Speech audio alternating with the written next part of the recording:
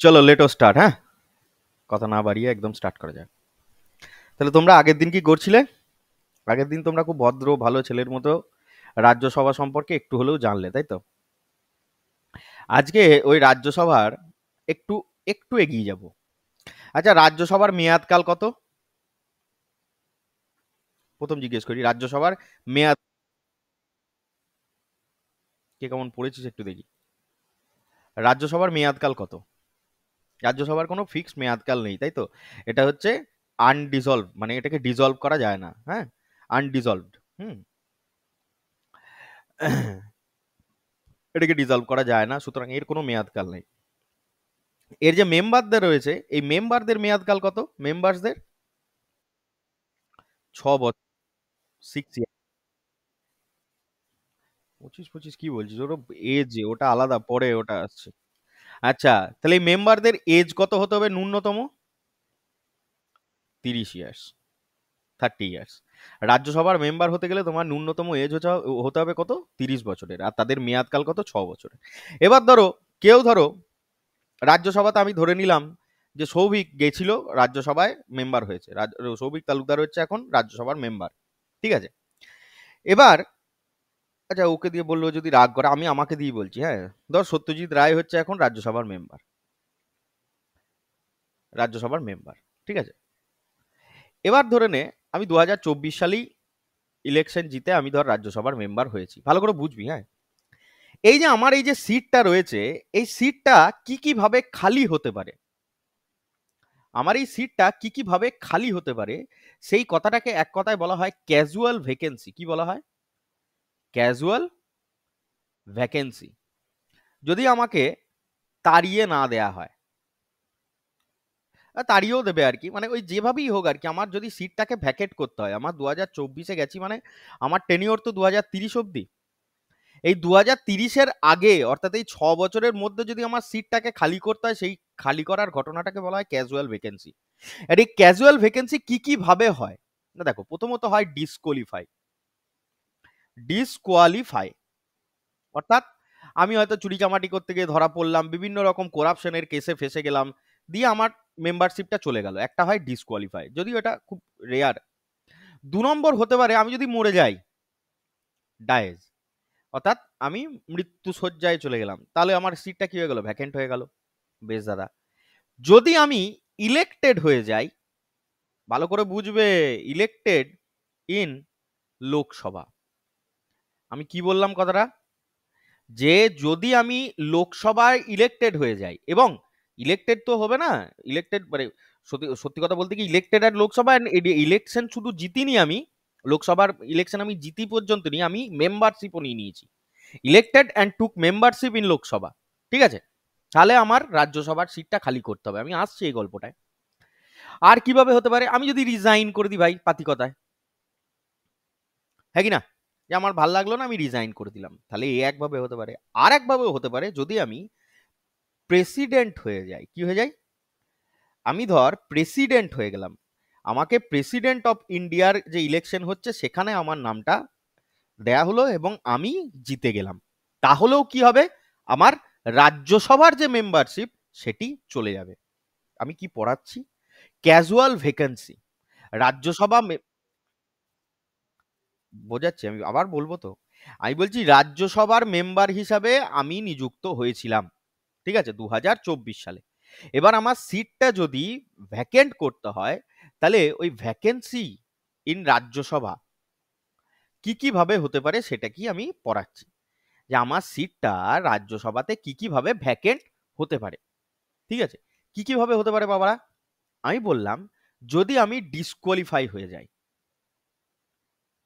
এগুলো অপশনে থাকবে তোমাদের, ঠিক আছে, যে অপশনগুলোর মধ্যে কোনটা ঠিক। যদি আমি মরে যাই, যদি আমি লোকসভাতে মেম্বারশিপ নিয়ে নিই, মেম্বার হয়ে যাই, মানে লোকসভাতে ইলেক্টেড হই এবং ওখানকার মেম্বার হয়ে যায়। এটা খুব ইম্পর্টেন্ট একটা পয়েন্ট, ঠিক আছে।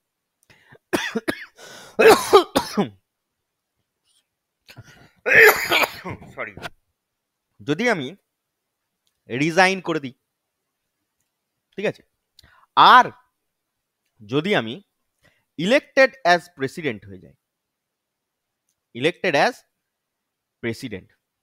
এবার দেখ, তোরা প্রথম দিনের লেকচারটাকে ভালো করে শুনিসনি, ওই জন্যই এই অসুবিধাটা হলো। আমি যদি ইলেক্টেড অ্যাজ প্রেসিডেন্ট হই, তাহলেও আমার ভ্যাকেন্সি হয়ে যাবে কোথায়? রাজ্যসভায়। কেন হবে কেউ উত্তর দিতে পারবি? কারণ president is not a member of the both houses. President cannot be a member of both of the houses, both of the houses, অর্থাৎ নাইদার রাজ্যসভা নর লোকসভা। প্রেসিডেন্ট কি কখনো লোকসভা আর রাজ্যসভার মেম্বার হতে পারে? হ্যাঁ কি না? না, হতে পারে না। তাই কি হয়ে যাবে, আমি যদি প্রেসিডেন্ট হিসেবে ইলেক্টেড হয়ে যাই, তাহলে আমার সিটটা রাজ্যসভায় ভ্যাকেন্ট হয়ে যাবে। মনে থাকবে কি মনে থাকবে না? মনে থাকবে কি মনে থাকবে না? এরপরে ধরো, এরপরে যেটা বলছিলাম, খুব মন দিয়ে এক একটা পয়েন্টকে শোন। ধর দ্বিতীয় সিনারিও, আমি 2024 সালে কি হয়েছি? রাজ্যসভার মেম্বার হয়েছি, ঠিক আছে?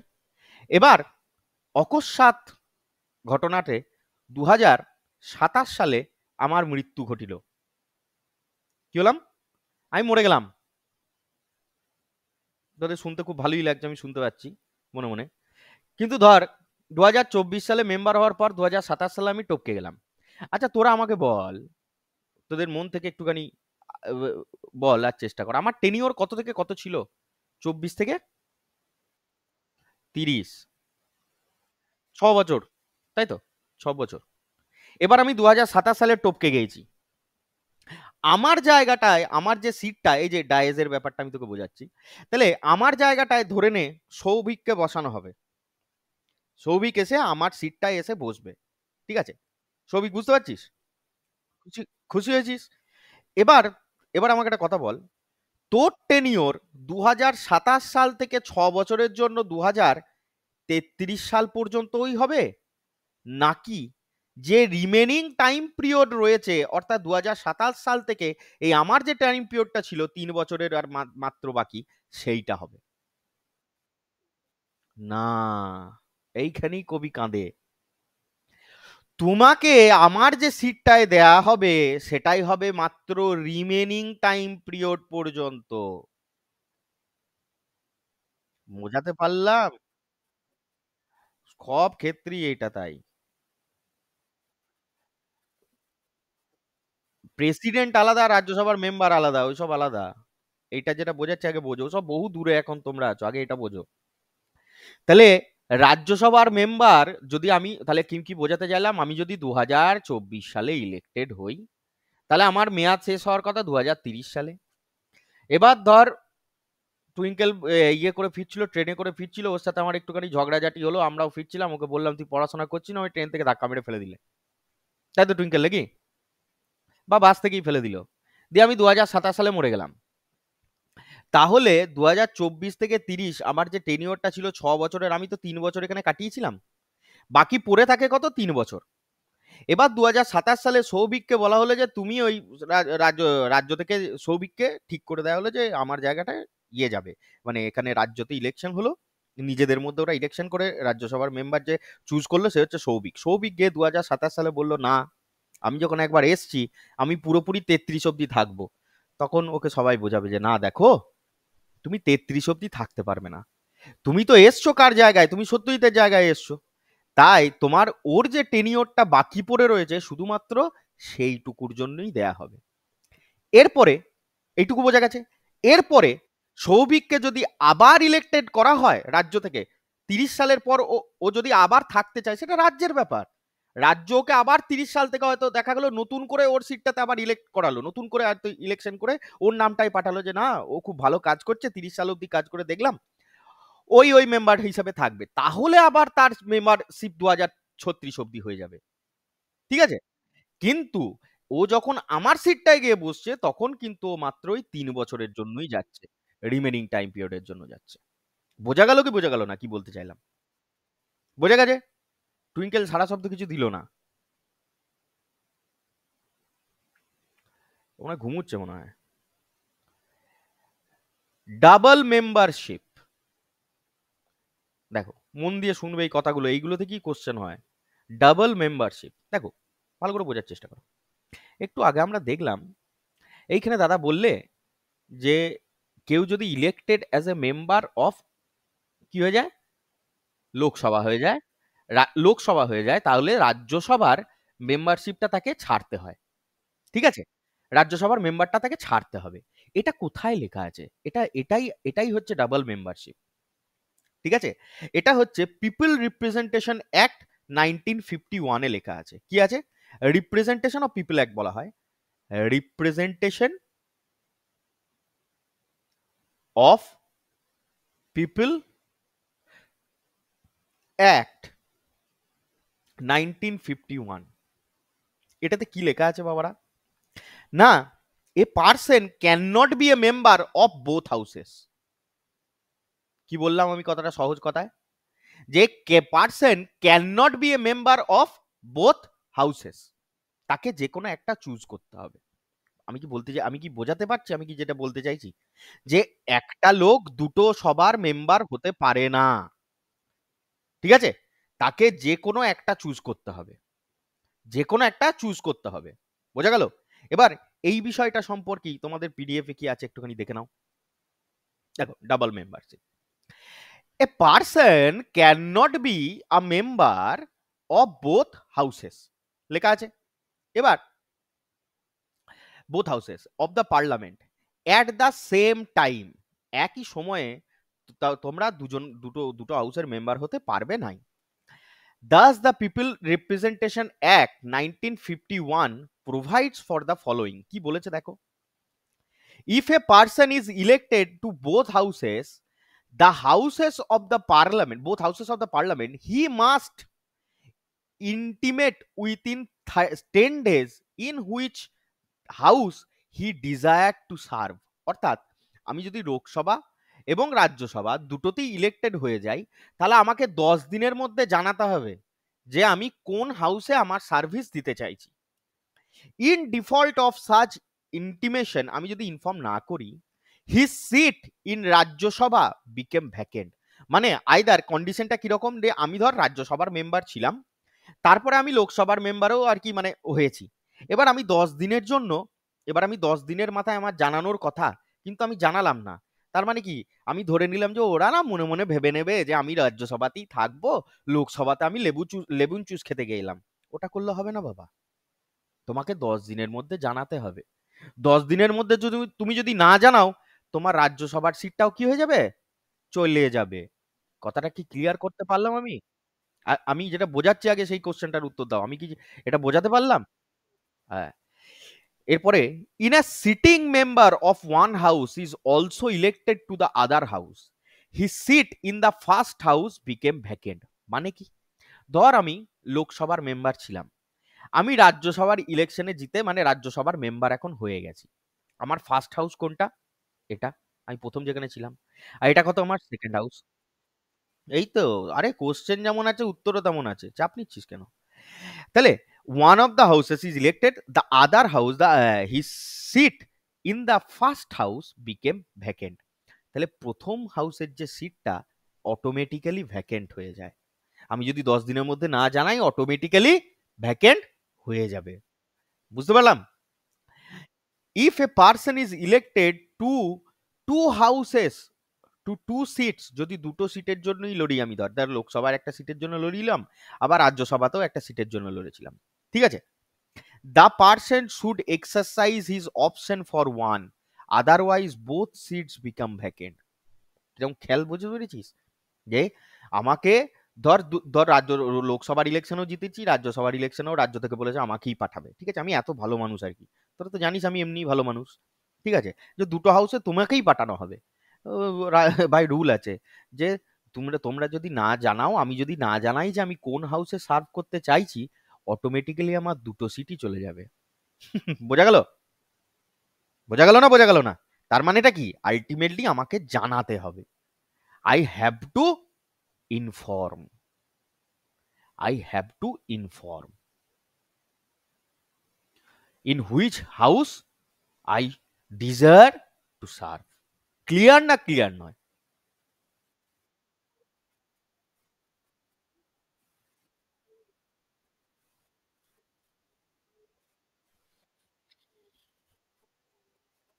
হ্যাঁ, এবার আমি বলছি যে আমি ধর এবার আমি ওটা তো বললাম যে তুই অলরেডি একটা জায়গার মেম্বার ছিলি। এবার আমি বললাম যে তুই দুটো ইলেকশনই লড়েছিস। তুই রাজ্যসভার ইলেকশনও লড়েছিস, লোকসভার ইলেকশনও লড়েছিস দুটো আলাদা, আলাদা সিটের জন্য। ঠিক আছে? লোকসভায় একটা সিটের জন্য লড়েছিস, রাজ্যসভায় এবার বলছি দুটো ইলেকশনই ধর তুই জিতে গেছিস। ঠিক আছে? এবার তুই জানালি না পার্লামেন্টকে যে আমি লোকসভাতে সার্ভ করতে চাই না রাজ্যসভাতে। তুই জানালি না। তুই তোর মনের মতো চলে গেলি। তাহলে দুটো সিটই আমার চলে যাবে। ক্লিয়ার? ঠিক আছে। এবার বলেছে দেখো qualification of Rajya Sabha member. Qualification of Rajya Sabha member কি কি হতে হবে? কোয়ালিফিকেশন কি হতে হবে? এগুলো থেকেই কোশ্চেন আসে জেনারেলি। কোয়ালিফিকেশন কি কি হতে হবে? দেখো, সিটিজেন অফ ইন্ডিয়া, এটা সবার জন্য কমন। সিটিজেন অফ ইন্ডিয়া, খুব ইন্টারেস্টিং টপিক। ঠিক আছে? এবার বয়স কত হতে হবে বললাম? 30 ইয়ার্স। 30 বছর না হলে তোমরা রাজ্যসভার মেম্বার হতে পারবে না। হ্যাঁ, ওটা পরে আসছি, আজকেই পড়াবো একটুখানি। ঠিক আছে? এবার ধরো তুমি জিতেছো, জেতার পর তোমাকে কি করতে হবে? শপথ নিতে হবে বাবারা। তোমাকে শপথ নিতে হবে তো, ওথ ওথ ওথ নিতে হয় তো। তাই ওথটা কে দেয় তোমাকে?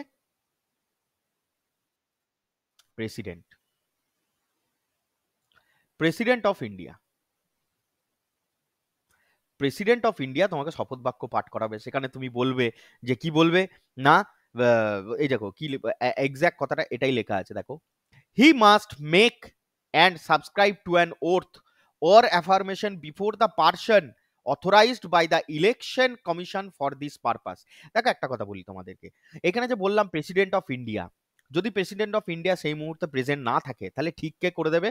Election commission for this purpose. মানে হচ্ছে যে ইলেকশন কমিশন যাকে বলবে, সংবিধানে এটা লেখা আছে। ঠিক আছে? ইলেকশন কমিশন যাকে বলবে সেই তোমাকে শপথ বাক্য পাঠ করাবে। জেনারেলি কে করায়? President of India. মনে থাকবে কি মনে থাকবে না? সে যাই করাক, কিন্তু কে বলে দেবে সেই কথাটা? ওই যে করায়, কে বলে কথাটা, যে ইলেকশন কমিশন তখন উপরাষ্ট্রপতিকে বলে যে তুমি করাও। হ্যাঁ। কি দেখো হি সোয়ার করে কি না, to bear true faith and, হ্যাঁ, অ্যালিজেন্স অফ দ্য কনস্টিটিউশন, মানে সবই মিথ্যা কথাগুলো এখানে বলে দেয় আর কি। টু আপহোল্ড দ্য সোভার্জিনিটি, হ্যাঁ, অফ ইন্ডিয়া। এক্স্যাক্টলি তাই। আর এখানে লেখা আছে দেখো, he must not less than 30 years of age in the case of Rajya Sabha. হ্যাঁ, he must possess other qualification prescribe by the parliament. কি বলেছে? আরো কি কি থাকতে হবে? The parliament had laid down the following additional qualification in the representation of people act 1951। অর্থাৎ আরো কিছু তার কোয়ালিফিকেশন দরকার আছে, যেটা প্রেসক্রাইব করা আছে কোথায়? না, রিপ্রেজেন্টেশন অফ পিপল অ্যাক্ট 1951-এ। দেখা যাক কি প্রেসক্রাইব করে রেখেছে ছাতার মাথা। বলছে he must be registered as an elector for a parliamentary constituency. আমি বোঝাচ্ছি, this is the same in the case of both the Rajya Sabha and the Lok Sabha. ঠিক আছে? The requirement that a candidate contesting an election to the Rajya Sabha from a particular state should be an elector in that particular state was কি লিখেছে এটা? Dispensed. এটা disposed হবে, হ্যাঁ। হ্যাঁ, ওয়াজ disposed, বা এটা বলতে পারো disqualified with 2003 87th amendment act 2003। আমি বলতে বোঝাই এই জিনিসটা আমি তোদেরকে বোঝাই। ধর, খুব ক্লিয়ার ভাবে বোঝ। বলছে কি ডিসকোয়ালিফাই করতে হবে? না না, ডিসপেন্সড ইন 2000। ডিসপেন্সড করা মানে হচ্ছে ডিসপোজড, ডিসপেন্সড কথাটাই হয়। ঠিক আছে? ডিসপেন্সড উইথ মানে হচ্ছে ডিসপোজড অফ আর কি। হ্যাঁ, মানে ওটা ডিলিট করে দেওয়া হয়েছে। আমি বোঝাই, জিনিসটা বোঝাই দিই তোমাদেরকে কিরকম হচ্ছে। দেখো ব্যাপারটা, ব্যাপারটা হচ্ছে এইরকম। ধরে নে আমি বর্ধমানের, আমি বর্ধমান দিয়ে বোঝাচ্ছি যাতে তোদের বুঝতে সুবিধা হবে। ঠিক আছে? আমি বর্ধমানের জন্য ইলেকশন লড়বো। ঠিক আছে? আমি থাকি কোথায়? রামনগরে। ঠিক আছে, রামনগর একটা শহর ধরে নে, বর্ধমান একটা আলাদা শহর বা দেশ, যা এই রাজ্য যা খুশি ধর তোরা আর কি, ধর এটা একটা স্টেট আর এটা একটা স্টেট। তাহলে as per 1951 rule people representation অ্যাক্টের জন্য, রিপ্রেজেন্টেশন অফ পিপল অ্যাক্টের জন্য কি বলেছিল, যে আমাকে যদি বর্ধমানের ইলেকশন লড়তে হয়, তোমাদের কাছে কি আছে বাবা? ভোটার কার্ড আছে না সোনারা? এখন আর একটা বড় কার্ড এসছে, ধরো আধার কার্ড। আমি এইভাবে বোঝাচ্ছি তোমাদেরকে যাতে বুঝতে সুবিধা হয়। বলেছিল যে তোমার যে আইডিটা রয়েছে বা তোমার যে রেশন কার্ড রয়েছে, তোমার যে বার্থ সার্টিফিকেট রয়েছে, যাই আর কি, তোমার যে রেসিডেন্সিয়াল প্রুফ রয়েছে, তোমাকে রামনগর থেকে বর্ধমানে শিফট করাতে হবে, তবে তুমি বর্ধমানের জন্য ইলেকশন লড়তে পারবে। কথাটা বোঝাতে পারলাম? তুমি যেখানকার লোক, তুমি শুধুমাত্র সেখানকারই ইলেকশন লড়তে পারবে, এটা বলেছিল কে? 1951 এ রিপ্রেজেন্টেশন অফ পিপল অ্যাক্ট। তুমি যে এলাকার লোক, তুমি শুধু সেই এলাকাতেই ইলেকশন লড়তে পারবে, এটা বলিল। এরপরে 87th কনস্টিটিউশনাল অ্যামেন্ডমেন্ট অ্যাক্ট 2003 আসে। সেখানে বললে যে কোনো দরকার নেই, কোনো প্রয়োজনীয়তা নেই, কেউ যদি রামনগরের লোক হয়, সে যদি বর্ধমানে ইলেকশন লড়তে চায়, সে লড়তে পারে। তার জন্য তাকে তার এই যে রেসিডেন্সিয়াল যে প্রুফ, সেটা কিন্তু এখানে বর্ধমানের জন্য ট্রান্সফার করার দরকার নেই। রেসিডেন্সিয়াল প্রুফের থেকে দামি কথা হচ্ছে কি না, elector of that particular constituent assembly বা elector of that particular constituency. কি বললাম কথাটা? Elector of that particular constituency. মানে কি? আমাকে বলছে 2051 সালে আমাকে বলছে যে আমি যদি বর্ধমানের ইলেকশন লড়তে চাই, তাহলে বর্ধমানের যে কনস্টিটিউয়েন্সি রয়েছে সেখানে আমার নামটা নথিভুক্ত থাকতে হবে, অর্থাৎ আমার অ্যাড্রেসটা ওখানে হতে হবে। এইভাবে বোঝ, আমার রেসিডেন্সিয়াল অ্যাড্রেস ওখানে হতে হবে। এটা বলছে 1951 সালের রিপ্রেজেন্টেশন পিপল অ্যাক্ট। 87তম যে পিপল অ্যাক্ট 2003 সালে বলছে যে ওটার কোনো প্রয়োজনীয়তা নেই। আমি যে কোনো জায়গার যদি কনস্টিটিউয়েন্সির লোক হই না কেন, আমি এই দেশের যে কোনো প্রান্তের কনস্টিটিউয়েন্সির লোক হই না কেন, যদি আমি চাই বর্ধমানে ইলেকশন লড়বো, আর সেই পলিটিক্যাল পার্টির যদি কোনো অমত না থাকে অবভিয়াসলি, তাহলে আমি বর্ধমানে ইলেকশন লড়তে থাকি। যাতে আমি ধর কেরালায় আছি, আমি কেরালার লোক, আমি ওয়েস্ট বেঙ্গলে ইলেকশন লড়তে চাইছি, লড়তে পারবো না? অবশ্যই পারবো, এখন পারবো, আগে পারতাম না। তোমরা দেখতে পাচ্ছ যে এইখানে আমাদের, তোমরা দেখলে কিছুদিন আগে, হঠাৎ করে কিছুদিন আগে দেখলে যে ইউসুফ পাঠান আসানসোলের ইলেকশন লড়লো না? ডাইরেক্ট গুলি মেরেছে, আসানসোল হোক বা মুর্শিদাবাদের লড়লো না আসানসোলে? যাই হোক, মুর্শিদাবাদই ধরে নিলাম। মুর্শিদাবাদ, ও কি মুর্শিদাবাদের বা ওয়েস্ট বেঙ্গলের লোক ছিল? লোক। তাহলে কি করে লড়লো দাদা? কোশ্চেনটা তো তখনই আসার কথা, কিন্তু কেউ করো নাই। এই যে উত্তর পেয়ে গেলে যে কোনো প্রয়োজন নেই, ও যেখানকারই লোক হোক না কেন, ও ওয়েস্ট বেঙ্গলে ইলেকশন লড়তে চেয়েছে। এখন ওয়েস্ট বেঙ্গলের যে পার্টি রয়েছে টিএমসি তে, সে বলেছে যে হ্যাঁ তুমি লড়তে পারো, তাই ও লড়েছে। তাহলে এই যে লড়ছে বা এই যে পারমিশন ওকে দেয়া হয়েছে, এটা কততম অ্যাক্টের মাধ্যমে? 87th constitutional amendment act 2003। কারুর যদি এই নিয়ে কোনো প্রশ্ন থাকে আমাকে ঝটপট করে ফেলো।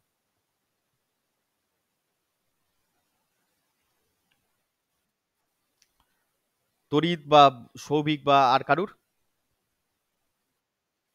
বোঝা গেছে? আচ্ছা, চলো, এই যে বুঝতে পারছি, সেইটাতেই আমার আনন্দ। এবার রাজ্যসভাতে, এই যে আমি তোদেরকে পড়াচ্ছি, তোরা আমার কথা শুনিস বা না শুনিস, যাই হোক, তোরা আমার কথা শুনিস, আমি এটাই মেনে চললাম। ঠিক আছে, আমারও বলতে ভালো লাগবে, তোদেরও শুনতে ভালো লাগবে, তাই না? মনে মনে চারটে খিস্তি মার, তাও অসুবিধা নেই। তাহলে এই যে তোরা আমার কথা শুনে চলছিস, সেরকম রাজ্যসভাতেও একজনের কথা শুনে চলতে হয়। ঠিক আছে, মানে রাজ্যসভা তো একজন টিচার লোক থাকে, বুঝতে পেরেছিস তো? সেই রাজ্যসভার যে প্রিজাইডিং অফিসার, মানে যে চালনা করে রাজ্যসভায়, যে চালনা করে, প্রিজাইডিং অফিসার। কি বললাম? রাজ্যসভার একটা প্রিজাইডিং অফিসার থাকে। এই প্রিজাইডিং অফিসারটা কে জানিস?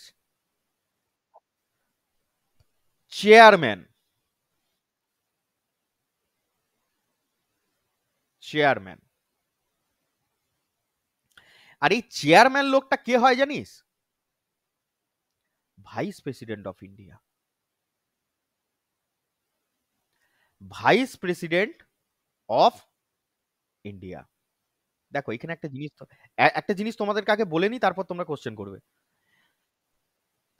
যেদিন যেদিন একটা লোক ভাইস, একটা লোক বললে এরকম বলতে বোঝাবে, ধর যেদিন আমি ভাইস প্রেসিডেন্ট হিসাবে শপথ নেব, অটোমেটিক্যালি আমি চেয়ারম্যান হিসাবে অ্যাপয়েন্টেড হয়ে যাই। কি বলতে চাইলাম? যেদিন আমি ভাইস প্রেসিডেন্ট অফ ইন্ডিয়া হিসাবে শপথ নেব, সেই দিন আমি অটোমেটিক্যালি চেয়ারম্যান অফ রাজ্যসভা হিসাবে নিযুক্ত হয়ে গেলাম। আলাদা করে আমাকে আর নিয়োগ করার দরকার পড়লো না। ক্লিয়ার হলো? ক্লিয়ার হলো না? ক্লিয়ার হলো না? বেশ, এরপরে বল তোর প্রশ্ন। লোকসভার ক্ষেত্রে ওটা স্পিকার হয়, ওটা পরে আসবে, এখন রাজ্যসভায় থাক। এবার তাহলে চেয়ারম্যান হচ্ছে কে হয় না? চেয়ারম্যান হয় ভাইস প্রেসিডেন্ট অফ ইন্ডিয়া। বেশ, তাহলে ভাইস প্রেসিডেন্ট অফ ইন্ডিয়া, এই কথাটা দেখেই তোমরা বুঝতে পারছো, ভাইস প্রেসিডেন্ট অফ ইন্ডিয়া সম্পর্কে তোমরা পড়লে বুঝতে পারবে যে he or she is not a member of Rajya Sabha. He or she is not a member of Rajya Sabha. কি বললাম? যে ভাইস প্রেসিডেন্ট হবে সেই হচ্ছে অটোমেটিক্যালি অ্যাপয়েন্ট হয়ে যায় চেয়ারম্যান হিসাবে। কিন্তু ভাইস প্রেসিডেন্ট হওয়ার জন্য যে তোমাকে এরকম রাজ্যসভা, এবার চেয়ারম্যানকে, তাহলে চেয়ারম্যান হিসেবে অ্যাপয়েন্টেড হয়ে গেছো মানে তুমি রাজ্যসভার মেম্বার হয়ে যাবে, এটা নয়। He or she is not a member of Rajya Sabha. কেন এরকম রুল দাদা? যে রাজ্যসভার মেম্বার নয় তাকে কি করে চেয়ারম্যান করছে? না বাবা, বায়াসনেস। ইংরেজিতে একটা কথা আছে বায়াসনেস। বায়াসনেস কথাটার মানে কি? বাংলায় কি বলে ওটাকে? ঝুঁকে পড়া আর কি, এক কথায়। ঠিক আছে? নট বি বায়াসড মানে এই পার্সনটাকে একদমই বায়াসড হওয়া যাবে না। হ্যাঁ, মানে কারুর দিকেই, মানে ধর এরকম ব্যাপারটা হয়ে গেল যে কারুর দিকে। আচ্ছা, এবার আরেকটুখানি বলি। রাজ্যসভা কি রিপ্রেজেন্ট করে বাবা? ফেডারেলিজম স্ট্রাকচার রিপ্রেজেন্ট করে। কি করে? ফেডারেলিজম। বোঝাচ্ছি? দারুণ দারুণ ইন্টারেস্টিং জিনিস, একটু বুঝে নে। হ্যাঁ, ফেডারেলিজম কথাটার মানে হচ্ছে তুমি রাজ্যকে রিপ্রেজেন্ট করছো এখানে। কি করছো? সহজ কথায় বোঝাই, রাজ্যকে রিপ্রেজেন্ট করছো। ঠিক আছে? এবার রাজ্যকে রিপ্রেজেন্ট করছো মানে রাজ্যসভার সমস্ত মেম্বাররা কাকে, মানে ধর আমার ওয়েস্ট বেঙ্গল থেকে আমি গেছি, আমি কাকে রিপ্রেজেন্ট করব? ওয়েস্ট বেঙ্গলকে রিপ্রেজেন্ট করব, রাজ্যকে রিপ্রেজেন্ট করব। আর এই যে রাজ্যকে রিপ্রেজেন্ট করাটাকে বোঝায় ফেডারেলিজম স্ট্রাকচার। ঠিক আছে? এই যে তাহলে তাহলে একটা কথা এবার খুব ভালো করে বোঝার চেষ্টা কর। ধর আমি ওয়েস্ট বেঙ্গল থেকে গেছি, আমি রাজ্যসভার মেম্বার। ঠিক আছে? আর এই চেয়ারম্যানের রুলটা এরকম না হয়ে যদি এরকম হতো যে যারাই রাজ্যসভার মেম্বার হবে তাদের মধ্যে থেকে যে কোনো একজনকে নিজেদের মধ্যে ইলেক্টেড করে রাজ্যসভার চেয়ারম্যান করা হবে। কি বোঝাতে চাইছি বুঝতে পারলি? যে এরকম রুলটা না করে ধর এরকম করা হলো যে যারা রাজ্যসভার মেম্বার রয়েছে তাদের মধ্যে থেকেই একজনকে নেওয়া হবে, নিজেরা ইলেক্ট করবে, যে হচ্ছে কি, যে রাজ্যসভার চেয়ারম্যান হিসাবে মানে অংশগ্রহণ করবে, সেই রাজ্যসভার চেয়ারম্যান হবে। তাহলে কি হতো জানিস? বায়াসনেস চলে আসতো। কি চলে আসতো? বায়াসনেস। আমি ওয়েস্ট বেঙ্গল থেকে গেছি, আমার প্রথম প্রায়োরিটি কি থাকবে? ওয়েস্ট বেঙ্গলের কথা চিন্তা করা। আগে এটা বোঝার চেষ্টা করো, ওটা পরে বুঝবি, আগে এটা বোঝ। আমি বলছি আমি যদি ওয়েস্ট বেঙ্গল থেকে যেতে বেগো আমাকেই যদি রাজ্যসভার চেয়ারম্যান করে যেত, তাহলে কি আমার জাজমেন্টের মধ্যে একটা বায়াসনেস চলে আসতো। যে যে কোনো জায়গায় আমি প্রথমেই কোনো টাকা পয়সা অ্যালট হচ্ছে, আমি বলতাম আমাকে ওয়েস্ট বেঙ্গলকে পাঠাও, আগে ওয়েস্ট বেঙ্গলকে পাঠাও। মানে কি আমার জাজমেন্টের মধ্যে একটা বায়াসনেস চলে আসতো। এই বায়াসনেস যাতে না আসে সেই জন্যই চেয়ারম্যানকে কি করা হয়? He is not a member of Rajya Sabha, তাকে রাজ্যসভার মেম্বারই করা হয় না। অনেক অনেক স্টেট আছে যাদের তো রিপ্রেজেন্টেশনই নেই রাজ্যসভায়, অনেক অনেক ইউনিয়ন টেরিটরি আছে যাদের রিপ্রেজেন্টেশনই নেই রাজ্যসভায়, তাহলে তাদের কথা কেউ চিন্তাই করবে না। দিল্লি, পুডুচেরি আর জম্মু কাশ্মীর, এই তিনটের তো রিপ্রেজেন্টেশন আছে ধর, বাকিদের তো রিপ্রেজেন্টেশনই নেই। আছে? আছে রে? নেই তো, তাহলে তো তাদের কথা কেউ চিন্তাই করবে না রে ভাই। বোঝাতে পারছি আমি কি বলতে চাইলাম? তাহলে এই যে যাতে বায়াসনেস না চলে আসে ডিসিশনের মধ্যে, যে যে ডিসিশনটা নেওয়া হবে তাতে যেন সবাই যাতে সমানভাবে অধিকার পায়, সেই জন্য প্রিজাইডিং অফিসার করা হয় কাকে না, ভাইস প্রেসিডেন্ট অফ ইন্ডিয়াকে। ক্লিয়ার হলো কি ক্লিয়ার হলো না বল? এবং রাজ্যসভা কাকে রিপ্রেজেন্ট করে? ফেডারালিজম স্ট্রাকচারকে রিপ্রেজেন্ট করে। আরেকটু কথা এখানে বলে রাখি, এই ফেডারালিজম স্ট্রাকচার এটা কি? এটা হচ্ছে বেসিক স্ট্রাকচার ডক্টরাইন। কি বললাম কথাটা? বেসিক স্ট্রাকচার ডক্টরাইন বা ডক্ট্রিন। না না, ওইসব ফালতু কথা নয়। বেসিক স্ট্রাকচার ডক্টরিন কথাটার মানে হচ্ছে এটা হচ্ছে কনস্টিটিউশনের একটা বেসিক ফিচার। বলছো কেন দাদা? না বলছি এই কারণে, সংবিধানকে অনেকবার অ্যামেন্ডমেন্ট করা হয়, ঠিক আছে? তো তোমরা পরবর্তীকালে গিয়ে জানতে পারবে কেন বলছি। এই বেসিক স্ট্রাকচারকে কখনো অ্যামেন্ডমেন্ট করা যায় না। মানে কাল হয়তো মনে হলো যে আমি যে ঘটনাটা বললাম যে রাজ্যসভার যে ফেডারালিজম স্ট্রাকচারটা রয়েছে সেটাকে বদলে ফেলি, বুঝলি তো? আমরা ধর প্রচুর পলিটিক্যাল পার্টি, মানে আমরা নিজেদের মধ্যে পলিটিক্যাল পার্টি বানিয়েছি, দিয়ে প্রচুর জয়লাভ করেছি ধর, মানে প্রচুর সিট আছে আমাদের, দিয়ে বললাম যে সংবিধানকে এমন ভাবে অ্যামেন্ড করে দেবো যে রাজ্যসভার চেয়ারম্যান এখন আমাদের মনের মতো হবে। হতেই পারে, হতেই পারে, এরকম করতেই পারি আমরা, সংবিধানকে এরকম করে নিজেদের মধ্যে চালনা করে দেবো, কিন্তু না, সেটা করলে হবে না। কেন না, ফেডারালিজম স্ট্রাকচারকে তোমায় মেনে চলতে হবে, এটা হচ্ছে আমার বেসিক স্ট্রাকচার ডক্টরাইন। আর এই বেসিক স্ট্রাকচার ডক্টরাইন যখন হয়ে যায় তখন তাকে অ্যামেন্ড করা আর পসিবল নয়। এই যে বেসিক স্ট্রাকচার ডক্টরাইনের মধ্যে কোন কেসের মাধ্যমে ফেডারালিজম স্ট্রাকচারকে অন্তর্ভুক্ত করা হয় না, সেটা হচ্ছে এস আর বোমাই কেস। এস আর বোমাই কেস 1994, মনে থাকবে না? মনে থাকবে না? 1994 সালের এস আর বোমাই কেসের মাধ্যমে ফেডারালিজম স্ট্রাকচারকে ভারতবর্ষের বেসিক স্ট্রাকচার ডক্ট্রাইন হিসাবে মানে সম্মতি দেওয়া হয়। এত ভালো বাংলা বলছি কি করে আমি? বোঝা গেল না? বোঝা গেল না কি বলতে চাইলাম? বোঝা গেল?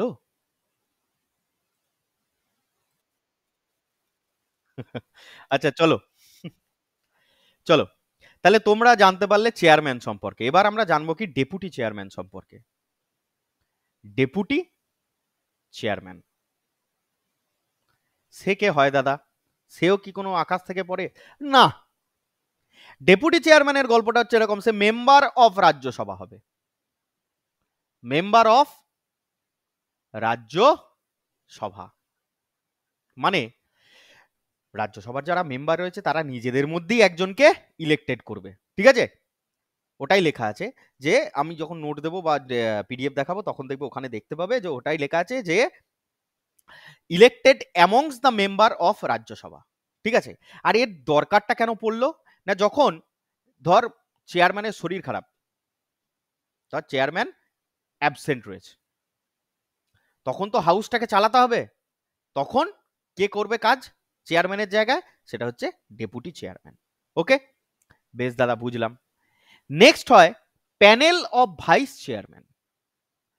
প্যানেল অফ ভাইস চেয়ারম্যান, খুব মন দিয়ে শোন, অতটাও সোজা জিনিস নয়, গল্প করে করে বলছি তো ওই জন্য মনে হচ্ছে। দেখো, ম্যাক্সিমাম 6 জন হতে পারে, ম্যাক্সিমাম 6 মেম্বার্স। এই প্যানেল অফ ভাইস চেয়ারম্যানের মধ্যে কজন থাকতে পারে বাবা? 6 জন। আর প্রত্যেকটা এই 6টা লোকই রাজ্যসভার মেম্বার হবে, কিন্তু রাজ্যসভার মেম্বার হবে।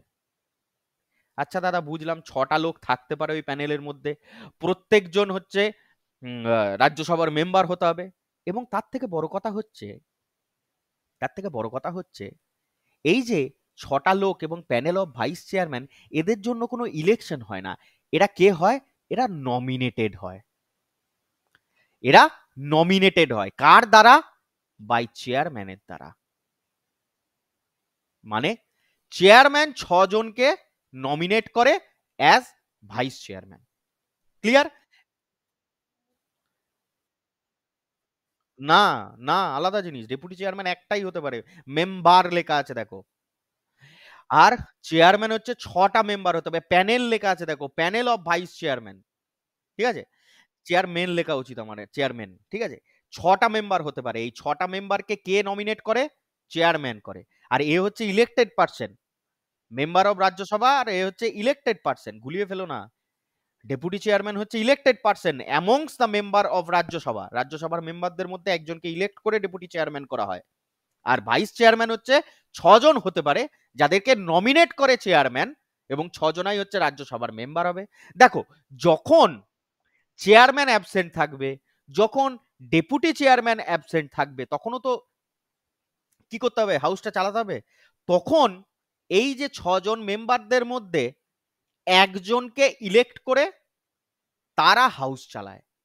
মানে আমার কাছে 6টা স্টুডেন্ট আছে ধর। ঠিক আছে? আমার কাছে টোটাল আমার ব্যাচে ধর 8 জন আছে। আমি হচ্ছি ধর রাজ্যসভার চেয়ারম্যান।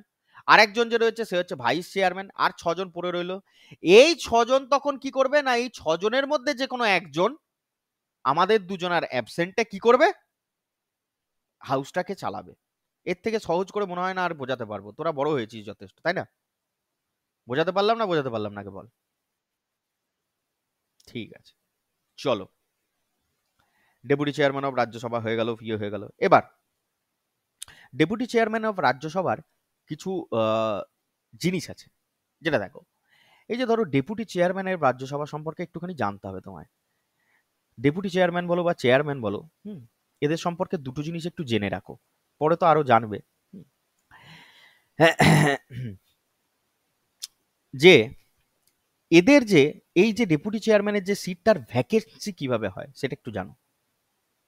ভ্যাকেন্সি অর্থাৎ এর সিটটা খালি কিভাবে হতে পারে। ঠিক আছে? যদি তার মেম্বারশিপটা চলে যায় রাজ্যসভা থেকে, তার মেম্বারশিপটা চলে যায়, অর্থাৎ সিজড করে নেওয়া হয়, বা ডিসকোয়ালিফাই হয়ে যেতে পারে, সে রাজ্যসভার মেম্বার থেকে ডিসকোয়ালিফাই হয়ে গেল, তাহলে তার সিটটা ভ্যাকেন্সি হয়ে যেতে পারে। 2 হচ্ছে, সে যদি ইন রাইটিং মুখের কথা নয়, ইন রাইটিং রিজাইন করে। কার কাছে সে রেজিগনেশন জমা দেয় বাবা? কার কাছে রেজিগনেশন জমা দেবে? চেয়ারম্যানের কাছে। চেয়ারম্যানের কাছে। চেয়ারম্যান মানেই হচ্ছে ভাইস প্রেসিডেন্ট অফ ইন্ডিয়ার কাছে। ভালো করে বোঝার চেষ্টা করো, ঘুলুবে। ভাইস প্রেসিডেন্ট অফ ইন্ডিয়ার কাছে সে তার রেজিগনেশন ইন রাইটিং জমা দেবে যে আমি আর থাকতে চাইছি না ডেপুটি চেয়ারম্যান হিসাবে, তাহলে এক হতে পারে। আর 2 আর হচ্ছে সব থেকে ইম্পর্টেন্ট, তাকে যদি মনে করে যে রিমুভ করব, তাহলে কি কেস? বাকি সব মেম্বাররা আর কি রেগে গেছে, বুঝলি তো, যে না ওকে করাটা আমাদের ভুল হয়ে গেছে, হ্যাঁ এরকম ব্যাপার চলছে ডেপুটি চেয়ারম্যানের বিরুদ্ধে, তখন তাকে রিমুভাল করতে হবে। তাহলে রিমুভাল কি এতটাই সোজা? না খোকা, এতটা সোজা নয়। প্রথম একটা রেজলিউশন পাস করতে হবে। কি করতে হবে? রেজলিউশন। এই রেজলিউশনটা কি না, ধরো একটা পেজে লেখা হলো, খুব পাতি কথায় বোঝাচ্ছি, একটা পেজে এরকম লেখা হলো যে আমরা অমুক রাজ্যসভার মেম্বাররা সবাই মিলে চাইছি যে সত্যজিৎ রায়কে আর ডেপুটি চেয়ারম্যান হিসাবে রাখতে চাইছি না। এই হচ্ছে রেজলিউশনের মূল কথা। এইটিকে রাজ্যসভাতে পাস করাতে হবে। কি করতে হবে? রেজলিউশনকে পাস করাতে হবে, অর্থাৎ ম্যাক্সিমাম ভোটিং এই রেজলিউশনটাকে পাস করানোর জন্য, যে হ্যাঁ সবাই হ্যাঁ বা না, যদি আমি ভোট ধরে নিই, যাতে ম্যাক্সিমাম লোক কি বলে যে হ্যাঁ ঠিক আছে সত্যজিৎ রায়কে আর রাজ্যসভার চেয়ারম্যান ডেপুটি চেয়ারম্যান আর রাখবো নাই, তাহলে একটা আপের বেশি। ঠিক আছে? সাচ এ রেজলিউশন, এবার ধর এই যে রেজলিউশন পাস করাবে, মন হলো যে আজকে আমি ইলেকশন হলাম, মানে এরকম ব্যাপার, ধর যে রাত্রেবেলায় সবাই মিলে এক জায়গায় বসেছিল, দিয়ে হঠাৎ করে রাত্রেবেলায় কি হয়ে গেল, কালকে সকালবেলায় রেজলিউশন পাস করে দেবো, রাজ্যসভার মেম্বাররা ভাবলো আর কি। এই নকশাবাজি চলবে না বাবা। কি করতে হবে? এই রেজলিউশন পাস করানোর জন্য ভাইস ডেপুটি চেয়ারম্যানকে ডেপুটি চেয়ারম্যানকে, মানে যাকে রেজলিউশন দেয়া হবে তার বিরুদ্ধে 14 দিন আগে থেকে নোটিশ পাঠানো হবে। 14 দিন আগে, মানে 2 সপ্তাহ আগে। অর্থাৎ ধরে নে আজকে তো 10 তারিখ, 10 তারিখ নয়, এমন একটা ডেট দিয়ে তো বুঝতে সুবিধা হবে। ধর আজকে হচ্ছে 20 তারিখ, আজকে আমি রেজলিউশন পাস, আজকে আমার বিরুদ্ধে রেজলিউশন ইয়েতে দেয়া হবে, রাজ্যসভায় পাস আসবে, উঠবে, দিয়ে এটার উপর ভোটিং হবে, ডিসকাশন হবে, ঠিক আছে, পাস হলো কিনা।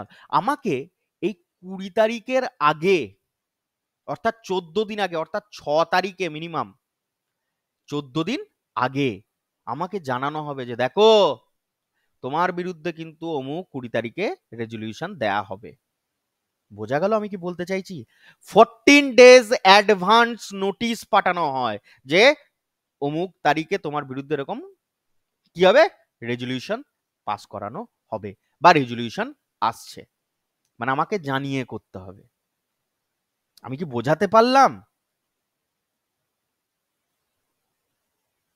পাক্কা বোঝাতে পেরেছি? আর এই যে 14 দিনের রেজলিউশন, এটা কার কার রিমুভালের ক্ষেত্রে হয় জানিস?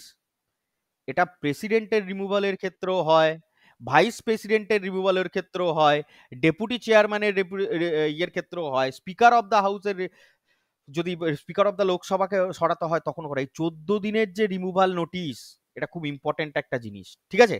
তো যাই হোক, তোমাদের এখন অত কিছু জানলে একসাথে গুলিয়ে ফেলবে। তোমরা রেজলিউশন পাস করাতে হবে, তাহলে কতদিন আগে তার আগে নোটিশ দিতে হবে? 14 দিন আগে। এমনি এমনি মনের কথায় পাস করিয়ে দেবো, ওসব নকশাবাজি এখানে চলবে না। বেশ দাদা, বুঝলাম। এবার ফাংশন অফ প্রিজাইডিং অফিসার, কি বললাম? ফাংশন অফ প্রিজাইডিং অফিসার, অর্থাৎ হচ্ছে চেয়ারম্যান, চেয়ারম্যান, চেয়ারম্যানের সাথেই তোমরা পাশাপাশি লিখে রাখবে ভাইস প্রেসিডেন্ট অফ ইন্ডিয়া, যাতে একসাথে বুঝতে পারো। কি করে না, কোরাম মেনটেন করে। কি করে? Maintain quorum. কোরাম কি দাদা? No, 1/10 of the total strength, of the total strength. হ্যাঁ রে, রাজ্যসভার টোটাল স্ট্রেংথ কত রে খোকারা? রাজ্যসভাতে ম্যাক্সিমাম কতজন থাকতে পারে? 250 জন থাকতে পারে। প্রেজেন্টে কতজন আছে রে? 245। তাহলে এই 245-এর মধ্যে 1/10, 24.5 জনকে প্রেজেন্ট থাকতে হবে, মানে একজনকে অর্ধেক অর্ধেক কেটে দিয়েছে নাকি? না, 25 জন। মিনিমাম 25 জনকে কি থাকতে হবে? রাজ্যসভায় প্রেজেন্ট থাকতে হবে, তবে সেই দিনের সভাটা হবে, নাহলে হবে না। তাহলে এই জিনিসটাকে বলা হয় কোরাম। কি বলে? কোরাম। কি বলে? কোরাম। Quorum, quorum, quorum. ঠিক আছে? ফোরাম, ফোরাম বলেও একটা কথা হয়। ওটা আলাদা। ওটা পরে পড়াবো। ওটা ওটা আলাদা জিনিস, ওটা বলি। আমি কিউ লিখেছি তো এখানে। কোরাম। Maintain quorum. তাহলে কি করে না, মেইনটেইন করেন কোরাম। 1/10 অফ দ্য মেম্বারকে ওই রাখতে হয়। জানিস তো কি হয়, মানে লোকসভাতে না, এই রাজ্যসভাতে কি করা হয় বা লোকসভাতে সব জায়গাতেই আরকি, ধর 25 জনের থেকে কম জন এসছে, তাহলে কি করে, ওয়ার্নিং বেল দেয়া হয়। ঠিক আছে? প্রথম প্রথম একটা ওয়ার্নিং বেল দেবে যে দেখো সেশন শুরু হতে চলেছে, তোমরা সবাই চলে এসো। ঠিক আছে? দ্বিতীয়বারও বেল দেওয়া হবে যে তাড়াতাড়ি এসো, টাইম পেরিয়ে যাচ্ছে। আর তারপরে 3 নম্বর বেল বাজানো হয় যে না, আজকের মতো স্থগিত করা হলো, যদি কোরামটা না ফিল আপ হয়। ঠিক আছে? যদি 25 জন এসে উপস্থিত না হয়, তাহলে 3 নম্বর বেল বাজিয়ে দেওয়া হয় যে আজকে আর সেশনটা বয়কট করা হলো, আবার নেক্সট কোনো একটা ডেটে এটা হবে। বোঝা গেল? এরকম ব্যাপারটা হয় আর কি। আচ্ছা, আর কি করেন রাজ্যসভার চেয়ারম্যান? মেনটেন করেন কোরাম। আচ্ছা, 2 নম্বর হচ্ছে রাজ্যসভার যা বিজনেস রয়েছে, conducting of business, conduct business. এখানে বিজনেস মানে ব্যবসা করে নাকি? এখানে বিজনেসের বাংলা অর্থ ওরকম ভাবে নিলে হবে না। কন্ডাক্ট বিজনেস মানে রাজ্যসভার যে কাজকর্ম করা, সেটা তিনি দেখাশোনা করেন। ঠিক আছে? সমস্ত ঠিকঠাক ভাবে হচ্ছে কিনা সবকিছু দেখেন।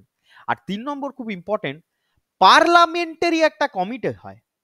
তোমরা এখন এগুলো বুঝবে না, হ্যাঁ, এগুলো সব পার্লামেন্টারি কমিটি হয়। টোটাল প্রায় 24টা পার্লামেন্টারি কমিটি আছে।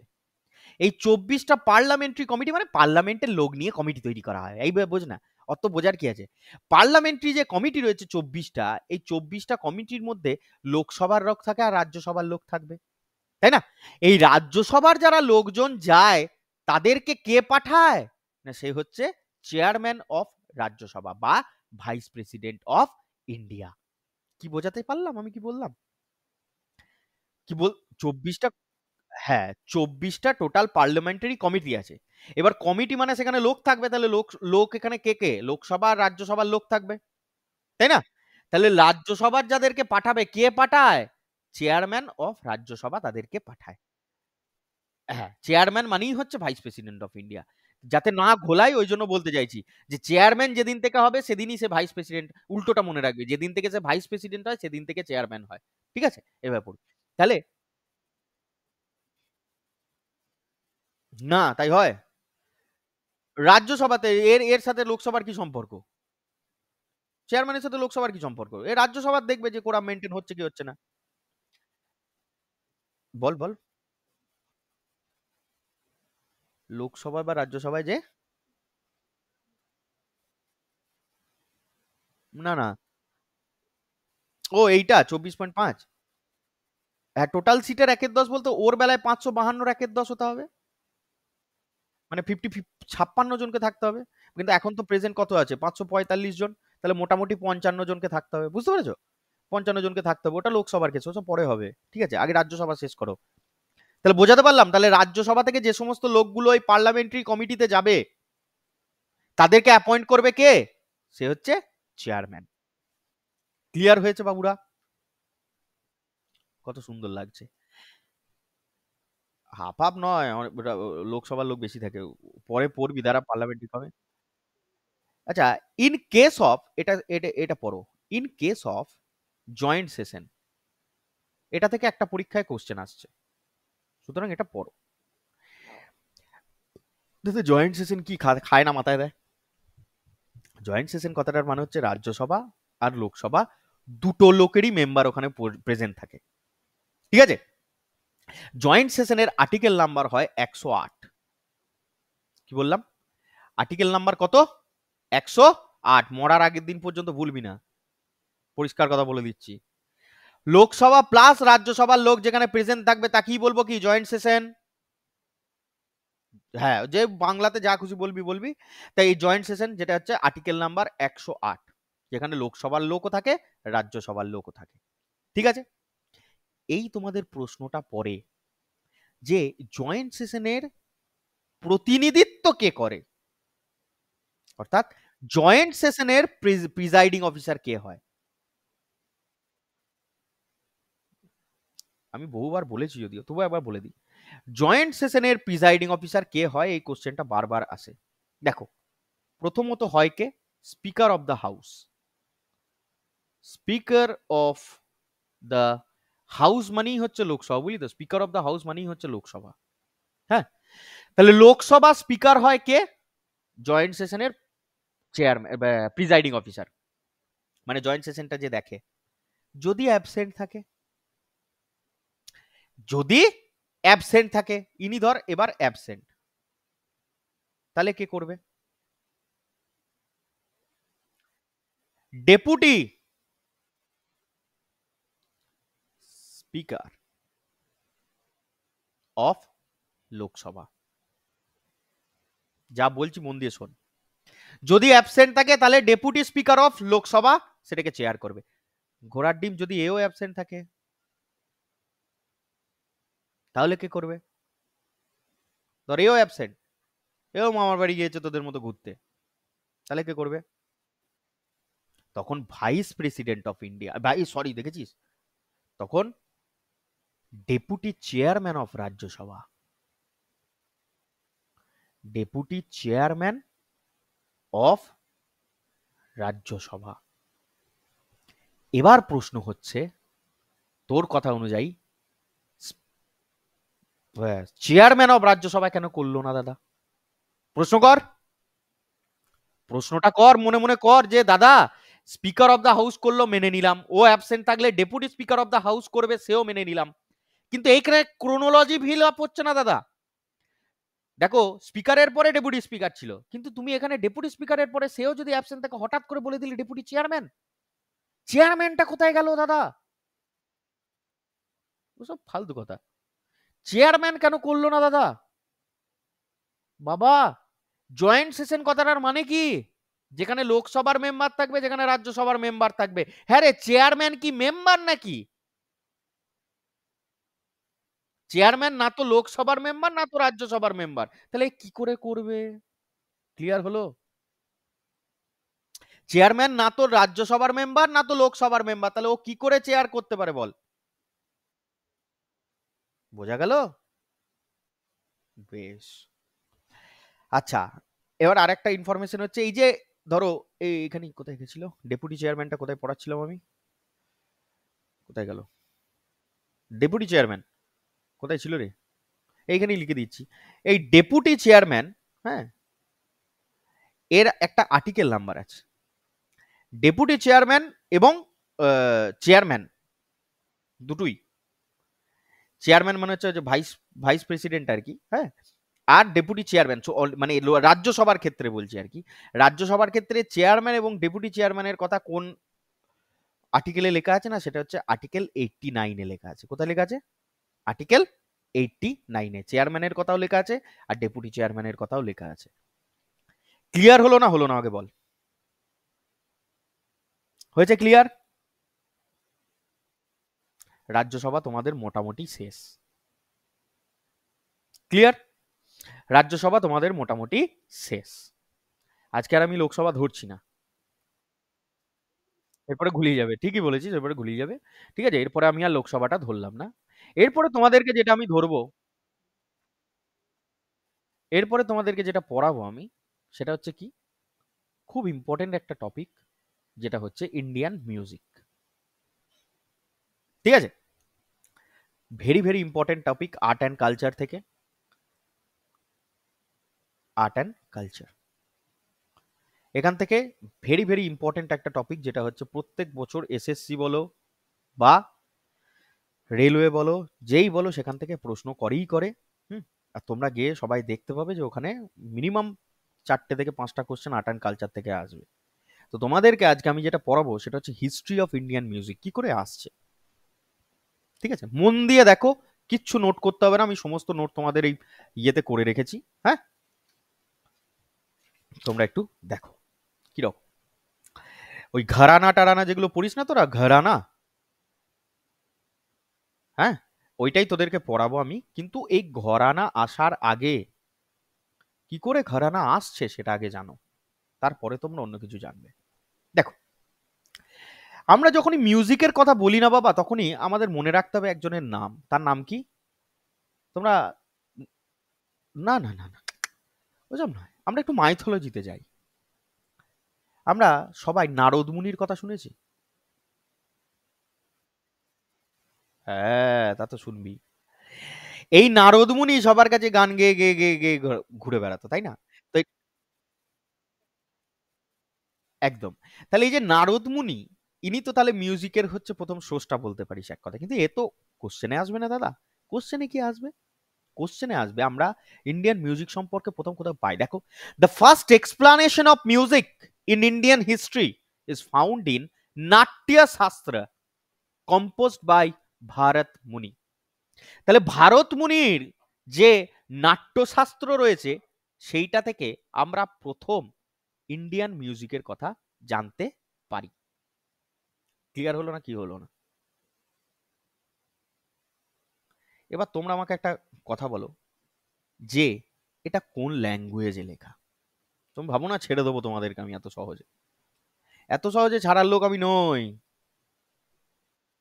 হ্যাঁ, দেখেই বোঝা যাচ্ছে নাট্যশাস্ত্র মানে সংস্কৃতই লেখা হবে, আবার কিসে? না, সংস্কৃতই লেখা।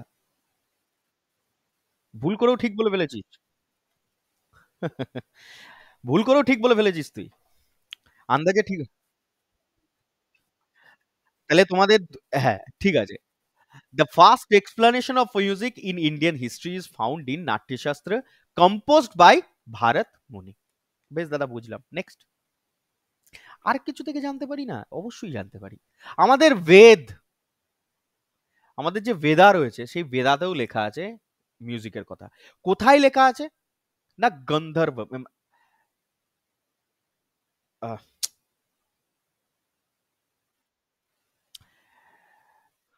সামবেদে লেখা আছে। সামবেদের উপবেদ হচ্ছে গন্ধর্ব বেদ। হ্যাঁ, এই উপবেদ অফ গান্ধার্ব বেদা নয়, লাইনটা ভুল হয়ে গেছে। এটাকে আমি একটু ঠিক করে দিই, দাঁড়া এক সেকেন্ড। হ্যাঁ, হ্যাঁ, দাঁড়া এক সেকেন্ড একটু ঠিক করি, তোদের সামনেই করবো, এটাকে ঠিক করবো। হ্যাঁ, মানে এটা ওইদিকে চলে গেছে, এটা ওইদিকে চলে গেছে। হ্যাঁ, এইটাকে এদিকে কর। গন্ধর্ব বেদ হচ্ছে সমবেদের উপবেদ। বোঝা গেল? ঋক সাম যজু অথর্ব ওইসব নয়। আমি ঠিক বলছি না ভুল বলছি বলতো?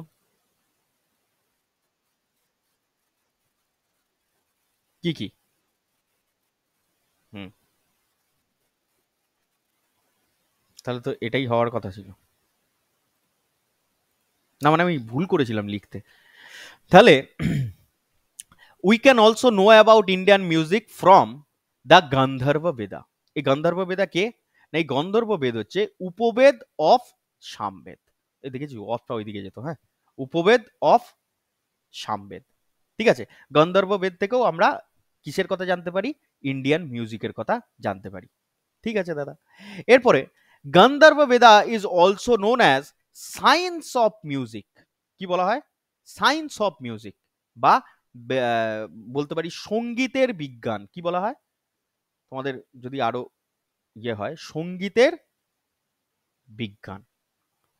সঙ্গীতের বিজ্ঞান কাকে বলা হয়? না সেটা হচ্ছে গন্ধর্ব বেদাকে। ক্লিয়ার?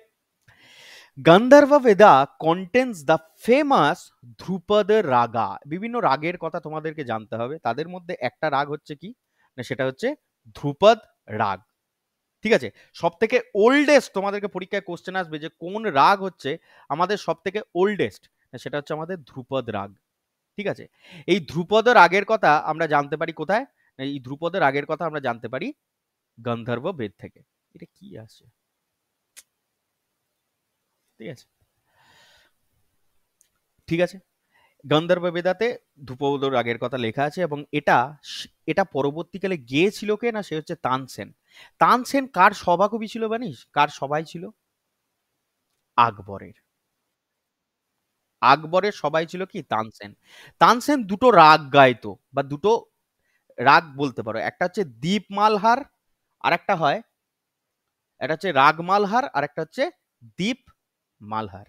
ঠিক আছে, তোমাদের পিডিএফ এ দেয়া আছে দেখবে। তানসেন দু ধরনের রাগ গাইতো, একটা হচ্ছে রাগ মালহার, আর একটা হচ্ছে দীপ মালহার। এটাও মনে রাখবি এখানে। তাহলে আমরা দেখতে পেলাম তিনটে জিনিস আমরা এখান থেকে পড়লাম। একটা হচ্ছে কি? না মিউজিক অফ ইন্ডিয়ান হিস্ট্রি প্রথম পাওয়া গেছিল কোথায়? না নাট্যশাস্ত্রে, কম্পোজড বাই ভারতমুনি। আর নাট্যশাস্ত্র সংস্কৃতই লেখা। দু নম্বর হচ্ছে আমরা ইন্ডিয়ান মিউজিকের কথা উপবেদ অফ সামবেদ, যেটা হচ্ছে কি গন্ধর্ব বেদ, সেখান থেকেও পাই। হুম, গন্ধর্ব বেদ থেকেও পাই। হ্যাঁ, যেটা হচ্ছে উপবেদ অফ সামবেদ, সামবেদের উপবেদ। আর গন্ধর্ব বেদকে বলা হয় সায়েন্স অফ মিউজিক বা সঙ্গীতের বিজ্ঞান। এবং এই গান্ধর্ব বেদেই ধ্রুপদ রাগের কথা লেখা আছে। যে ধ্রুপদ রাগ গাইতোকে? তানসেন প্রথম, মানে লেটার সাং বাই তানসেন। ঠিক আছে, ওই তানসেনই প্রথম গেয়েছিল আর কি। আর তানসেন কে ছিল? না আকবরের সভাকবি। এই তানসেন দু ধরনের রাগ গাইতো, একটা হচ্ছে দীপ মালহার আর একটা হচ্ছে রাগ মালহার। নেক্সট, এবার দেখো, ভালো করে বোঝার চেষ্টা করো। তোমরা যে কোনো জায়গায় শুনতে পাও হিন্দুস্তানি মিউজিক। কি পাও? হিন্দুস্তানি মিউজিক। এবং তোমরা এই হিন্দুস্তানি মিউজিকটাই বেশি শোনো। আর একটা মিউজিক হয় যেটা হচ্ছে কর্ণাটকা মিউজিক। কি হয়? কর্ণাটকা মিউজিক। মানে ইন্ডিয়ান মিউজিককে না আমরা দুটো ভাগেই ভাগ করতে পারি। ইন্ডিয়ান মিউজিককে আমরা দুটো ভাগেই ভাগ করতে পারি। একটা হচ্ছে কি? হিন্দুস্তানি মিউজিক, আর একটা হচ্ছে কর্ণাটকা মিউজিক। এই যে হিন্দুস্তানি মিউজিক, এটা হচ্ছে নর্থ ইন্ডিয়ায় পাওয়া যায়। কোথায় পাওয়া যায়? North India. আর এই কর্ণাটকা মিউজিক এটা হচ্ছে সাউথ ইন্ডিয়ায়। সাউথ ইন্ডিয়ার যে মিউজিক সেটা হচ্ছে কর্ণাটকা মিউজিক। দাদা হিন্দুস্তানি মিউজিক আর কর্ণাটকা মিউজিকের মধ্যে পার্থক্য কি? না দেখো, হিন্দুস্তানি মিউজিকে আমরা অনেক ধরনের মিক্সচার পাই। কি পাই? মিক্সচার, গায়কি। মানে বিভিন্ন গায়কির যে মিক্সচার, গায়কি বলতে বিভিন্ন স্টাইলের যে গাওয়া, সেই গায়কির মিক্সচার পাই। কেন পাই? না দেখো, ভারতের উত্তরে অর্থাৎ নর্দার্ন যে পার্ট অফ ইন্ডিয়া, সেখানে যত রাজ্যের যে ইনোভেশন গুলো হয়েছিল, মানে অ্যাটাক অ্যাটাকগুলো সমস্তটাই হয়েছিল কোথায়? ভারতের উত্তর দিক থেকে, তাই না? হ্যাঁ কি না? ভারতের উত্তরে সব থেকে বেশি অ্যাটাক হয়েছিল। তোমরা ধরে নাও দিল্লি সালতানাত, তোমরা ধরে নাও মুঘল এম্পারার। তাহলে এই যে এসছিল দিল্লি সালতানাত, মুঘল, হ্যাঁ, এরা যে এসছিল, এরা সবাই তো ভারতের উত্তরে অর্থাৎ দিল্লির বেস করে, অর্থাৎ দিল্লিকে বেস করে এরা রাজ্য চালিয়েছে। হ্যাঁ কি না? তাহলে ভারতের সমস্ত অ্যাটাক যেহেতু উত্তরে বেশি হয়েছিল, তাই এবার ধরো আমাদের ভারতের নিজস্ব কিছু ট্র্যাডিশনাল কালচার তো ছিলই, তার সাথে সাথে এই যে দিল্লি সালতানাত বলো, মুঘলসরা বলো, এরাও তো এসে এখানে বসবাস করেছে রে ভাই। তাহলে এরা যেগুলো সাথে করে নিয়ে এসেছিল তাদের ট্র্যাডিশনাল কালচার, সেটাও তো এখানে ইমপ্লিমেন্ট করবে। হ্যাঁ কি না? তাই হিন্দুস্তানি মিউজিকে কি পাওয়া যায়? একটা মিক্স গায়কি দেখতে পাওয়া যায়। আমি কি বোঝাতে চাইছি, মানে বোঝাতে পারলাম যেটা বলতে চাইছি? এই দিল্লি সালতানাত বলো, মুঘল বলো, বা যাই ধরো, সমস্ত ধরনের যে আক্রমণগুলো হয়েছিল ভারতের উত্তরে হয়েছিল, তাই ওই উত্তরে আমরা কি দেখতে পাই? একটা মিক্সচার দেখতে পাই হিন্দুস্তানি মিউজিকের। ঠিক আছে? এই এই এই হিন্দুস্তানি মিউজিকের মিক্সচারের জন্যই তোমাদেরকে আজকে বিভিন্ন ঘরানা, ঠিক আছে, বিভিন্ন যে আরো যে খায়াল টায়াল এ সমস্ত কিছু আসছে, এগুলো সব ওই হিন্দুস্তানি মিউজিকের জন্যই আসছে। ঠিক আছে? কারণ এখানে আমরা পার্সিয়ান ল্যাঙ্গুয়েজের মিক্স দেখব, অ্যারাবিক ল্যাঙ্গুয়েজের মিক্স দেখব। ঠিক আছে? অ্যারাবিক, পার্সিয়ান এই দুটোর মিক্সচার আমাদের হিন্দুস্তানি মিউজিকে দেখতে পাওয়া যায়। কিন্তু কর্ণাটকা মিউজিক হচ্ছে একদম উল্টো। এটা পুরোপুরি purely Indian, purely Indian style. ঠিক আছে? এগুলোই লেখা আছে, দেখো। দেখো, music of India is divided into two parts. একটা হচ্ছে কি হিন্দুস্তানি মিউজিক, আর একটা হচ্ছে Carnatic music. The maximum innovations were occurred in north India. So diversity is found in the Hindustani music, where no diversity is found in the Karnataka music. Therefore, we can found a mix or a glimpse of Arabic and Persian culture in the Hindustani music. তোমরা যদি গুলজারের গান শোনো, ঠিক আছে, গুলজার সাহেবের গান তো শুনেছো, সেখানে তোমরা দেখতে পাবে যে অ্যারাবিক, পার্সিয়ান সবই মিলেমিশে রয়েছে। ঠিক আছে? While pure Indian form of music is found in Karnataka music. Clear না? ক্লিয়ার নয়? Haridas is considered the father of Hindustani music. তাহলে তোমাদের পরীক্ষায় কোশ্চেন আসবে, father of Indian music, Hindustani music কাকে বলা হয়? সে হচ্ছে হরিদাস।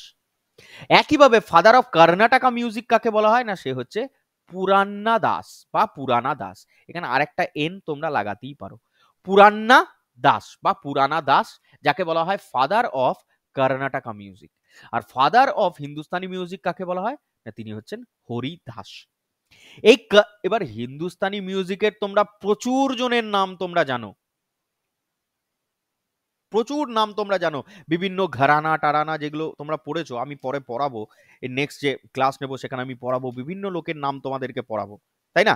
যেমন হচ্ছে ধরো ফর এক্সাম্পল পণ্ডিত ভীমসেন যোশী, উস্তাদ আব্দুল রহিম করিম খান, হ্যাঁ, কুমার গন্ধর্বা, হ্যাঁ, হীরাবাই বারোদেকার, এই সমস্ত নাম আমরা হিন্দুস্তানি মিউজিকে পেয়েই থাকি। কিন্তু কর্ণাটকা মিউজিকের সেরকম কোনো বড় নাম তোমাদের কিন্তু মানে সচরাচর চোখে পড়ে না। তাই কর্ণাটকা মিউজিকের বড় নাম তোমাদেরকে জানতে হবে। যেমন সব থেকে বড় নাম, তিনি কে? তিনি হচ্ছেন এম এস শুভলক্ষ্মী। ঠিক আছে?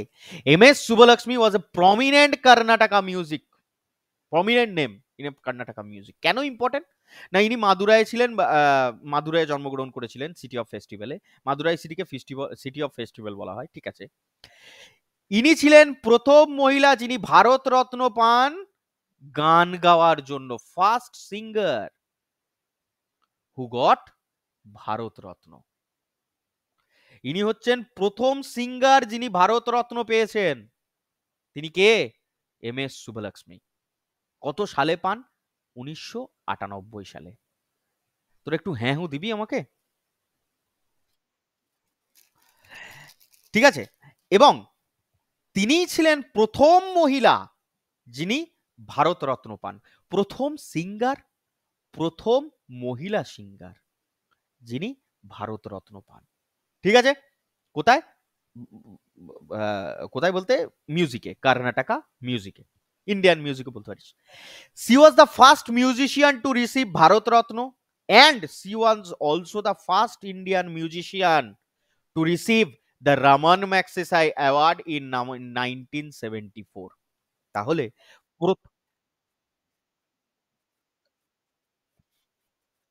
ফার্স্ট সিঙ্গার যদি বলা হয় যে মিউজিকের জন্য প্রথম কে ভারতরত্ন পায়, তাহলে তোমার অ্যান্সার হবে কে?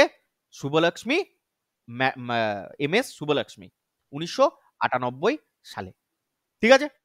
এরপরে তোমাকে যদি বলা হয় প্রথম কোন গায়ক গায়ক মানেই সিঙ্গিং এর জন্য পাবে, ভারতরত্ন পায়, তিনিও হচ্ছেন কে? M S Subhalakshmi. প্রথম কোন মহিলা গায়ক, ঠিক আছে, ভারতরত্ন পান গায়কির জন্য, তিনিও হবেন কে? M S Subbulakshmi. Extra question কি? প্রথম কোন ভারতীয় গায়ক রমন ম্যাগসেসাই অ্যাওয়ার্ড পায়, সেটা হচ্ছে এম এস শুভলক্ষ্মী। বিশাল নাম রে, বিশাল নাম। এবার করে ফেলো কোশ্চেন।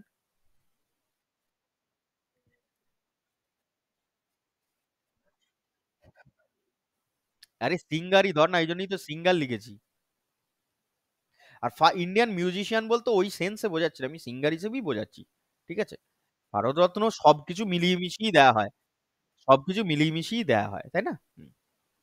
এরপরে তোমাদের জানতে হবে যে ভারতরত্ন তাহলে ইনি তো প্রথম পেয়ে গেলেন, আর কোন কোন সিঙ্গার বা মিউজিশিয়ান রয়েছেন যারা যারা ভারতরত্ন পেয়েছেন?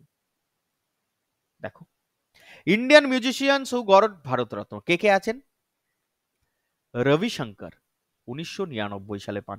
ইনি হচ্ছেন প্রথম মেল সিঙ্গার, মানে প্রথম মেল, ঠিক আছে, যিনি ভারতরত্ন পান।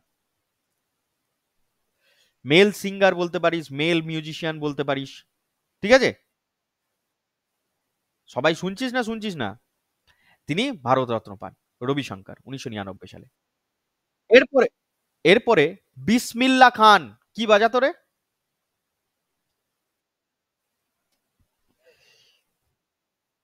লে, দেখ কি আনন্দ, মানে কিরকম পড়াশোনা করছিস দেখ তোরা। বিসমিল্লা খান কি বাজাতো সেটা বলতে পারছিস না? হ্যাঁ,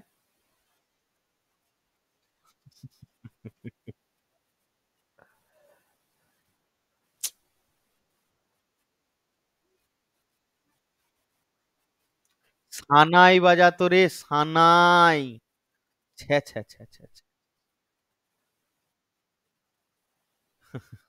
সেহনাই বা সানাই বাজাতো। ঠিক আছে, দিয়ে দেবো। উনি 2001 সালে পান। ঠিক আছে? ভূপেন হাজারিকা, আচ্ছা ওটা পরে আসছি। Lata Mangeshkar, the great voice of India, উফ, ম্যাডাম লতা মঙ্গেশকর 2001 সালে পান। ঠিক আছে? ভীমসেন যোশী, বিশাল নাম, এই ঘরানা থেকে পড়বি তোরা। এই ভীমসেন যোশী কিরানা ঘরানার লোক ছিল। ঠিক আছে? এর আমি পরে পড়াবো, তার জন্য নয়। হ্যাঁ, পণ্ডিত ভীমসেন যোশী কিরানা ঘরানার লোক ছিল। আমি পড়াবো, ঘরানা যখন শুরু করবো তখন পড়াবো। ইনি 2009 সালে পান। ভূপেন হাজারিকা 2019 সালে পান। আর একটা নাম যেটা সবার উপরে, তিনি হচ্ছেন এম এস শুভলক্ষ্মী। তাই তো? তাহলে টোটাল কতজন পেয়েছে? একজন, দুই, তিন, চার, পাঁচ, ছজন। এই নামগুলো মনে থাকবে তো, ডেট সমেত, মানে সাল সমেত।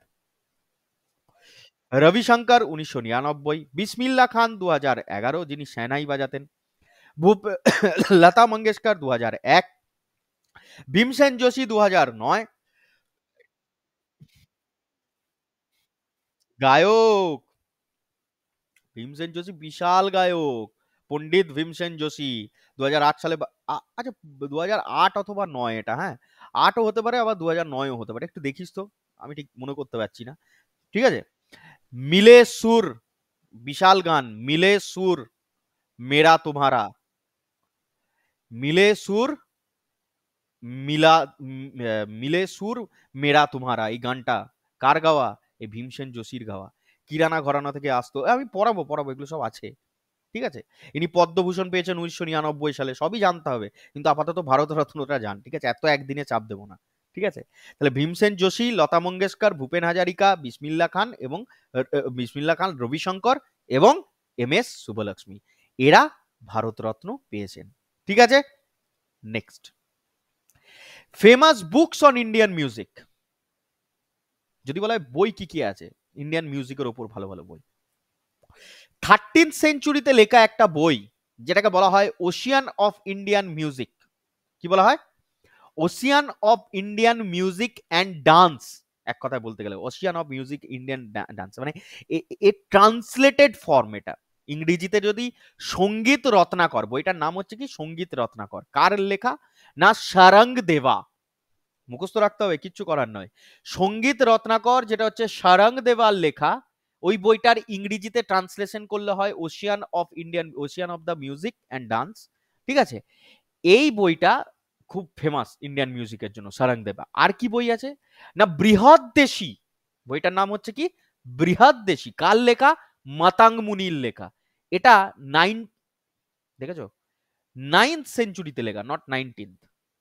এটা কোন সেঞ্চুরিতে লেখা? 9th সেঞ্চুরিতে লেখা। 9th সেঞ্চুরিতে লেখা একটা very famous book on Indian classical music, যেটা হচ্ছে নাম কি বৃহদ্দেশী। কার লেখা? মাতাঙ্গ মুনির লেখা। তাহলে দুটো ফেমাস বই তোমাদেরকে মনে রাখতে হবে, একটা হচ্ছে সঙ্গীত রত্নাকর, কার লেখা? সারঙ্গ দেবা। আর একটা হচ্ছে বৃহদ্দেশী বাই মাতাঙ্গ মুনি। মনে থাকবে কি মনে থাকবে না? একটা 13th সেঞ্চুরিতে লেখা আর একটা 19th সেঞ্চুরিতে লেখা। নেক্সট, এবার তোমরা বিভিন্ন যারা মিউজিক নিয়ে একটুখানি হলো চর্চা করো বা গান শোনো, তারা রাগের কথা শুনেছো। তো সেই রকম ভাবে ধ্রুপদ রাগকে বলা হয় consider the oldest form of north Indian classical music, মানে কি হিন্দুস্তানি মিউজিক। নর্থ ইন্ডিয়ার যে মিউজিক সেটাই হচ্ছে কি হিন্দুস্তানি মিউজিক। তাহলে এই হিন্দুস্তানি যে মিউজিক রয়েছে তার ওল্ডেস্ট ফর্ম কি ধ্রুপদ রাগ। কিন্তু যদি বলে পরীক্ষায় কোশ্চেন আসতে পারে হুইচ ইজ দ্য ওল্ডেস্ট রাগ বা রাগা ইন ইন্ডিয়ান মিউজিক, এই in north Indian classical music, তাহলে অ্যান্সার হবে কি ধ্রুপদ রাগ। বা তোমরা বলতে পারো ইন্ডিয়ান মিউজিকের ক্ষেত্রেও ধ্রুপদ রাগটা হচ্ছে সব থেকে ওল্ডেস্ট, ঠিক আছে। কিন্তু কোশ্চেন হলো which is the most used রাগ বা form of style of Indian music, তাহলে হবে খায়াল, মানে যেটা বলে না যে খেয়াল গায়কি, খায়াল গায়কি যেটাকে বলে, সেটা হচ্ছে most used form of Indian music as well as Hindustani music. Question দুটো বোঝা গেল, একটা হচ্ছে ওল্ডেস্ট আর একটা হচ্ছে মোস্ট ইউজড। যদি বলে খায়াল হচ্ছে কি সব থেকে বেশি ইউজ করা হয়, আর ধ্রুপদ রাগ হচ্ছে ওল্ডেস্ট। আর এই যে খায়াল গায়কি, তোমরা যে ঘরানা পড়বে, ঘরানা ঘরানা করে তোমাদের মনে খুব ঘর জেগেছে, ঘরানা থেকে কোশ্চেন আসে দাদা, এই ঘরানা আসছে কোথা থেকে? এই খায়াল মিউজিক থেকে। ঘরানা কামস ফ্রম খায়াল গায়কি। বিভিন্ন যে ঘরানাগুলো হয়েছে সরি, সেগুলো সব এসছে কোথা থেকে? এই খায়াল গায়কি থেকেই এসছে, মনে থাকবে। নেক্সট, কিছু ইম্পর্টেন্ট নোট আছে। ধ্রুপদ রাগ বাজানোর জন্য মিনিমাম দুজন লাগে। কি বললাম? মিনিমাম দুজন ছাড়া ধ্রুপদ রাগকে বাজানো যায় না। সেরকমই খুব ফেমাস যারা ধ্রুপদ রাগে নিয়ে মানে অনেক কাজ করেছেন এবং ওয়ার্ল্ড ফেমাস, পরীক্ষায় কোশ্চেন এগুলো যা লিখেছি সমস্ত কিন্তু আমার পরীক্ষার কোশ্চেনের সাপেক্ষে লেখা, সমস্ত কিন্তু পরীক্ষার কোশ্চেনে এসছে। সেরকমই ইম্পর্টেন্ট ধ্রুপদ রাগ বাজাতো কারা? গুন্ডেচা ব্রাদার্স, নাম শুনে থাকবে। উমাকান্ত গুন্ডেজা এবং স্বর্গীয় রামাকান্ত গুন্ডেজা, এই দুজন ভাই, তারা ধ্রুপদ রাগা স্টাইল অফ মিউজিকের জন্য একদম মানে শিরোনাম বলতে পারো আর কি, ঠিক আছে। স্বর্গীয় বললাম কেন রামাকান্ত গুন্ডেজাকে? না উনি 2019 সালে মারা যান। এখন ওনারই যে পুত্র, তার নাম হচ্ছে আনন্দ গুন্ডেজা, উনি ওনার যে কাকা রয়েছে উমাকান্ত গুন্ডেজা, তার সাথে পারফর্ম করেন। গোটা গল্পটা বোঝা গেল?